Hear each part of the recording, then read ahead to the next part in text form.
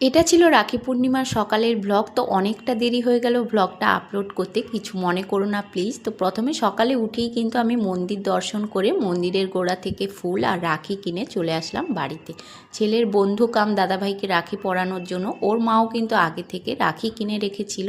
আমার ছেলেকে পরাতে চাইলো, আমার ছেলে কান্নাকাটি করে পরলো না, কিন্তু আমি যে রাখি কিনে নিয়ে গেছিলাম ও কিন্তু খুব ভালোভাবে পরে নিল।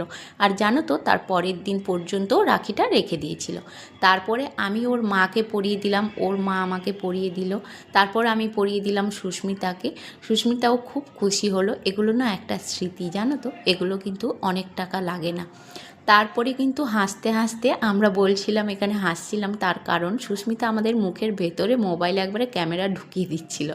তারপরে দুজন মিলে একটু ফটো টটো তুলে বাড়ি চলে আসলাম, কারণ গপু তখনও খায়নি। গপুকে তুলে পুজো টুজো করে দিয়েছি, ছেলে এদিকে রাখি পরাতে চলে এসেছি। কার্তিক দাদাকে হাতে পরাবে না পায়ে পরাবে ওটাই বুঝতে পারছিল না। তারপর আমি একটু হেল্প করে পরিয়ে দিলাম, তারপর ওর গপু দাদাকে পরিয়ে দিল। গপু দাদার কাছে কার্তিক দাদাকে টেনে নিয়ে আসলো, একটু আদর করে দিল, নম করে নিল, তারপরে কিন্তু মাথা ঠুকিয়ে ও নম করে দিল। জানো তো, এখন আমার ছেলে রাস্তায় যেখানেই ঠাকুর দেখা হয় বললেই ও কিন্তু হাত জড়ো করে নম করে নেয়।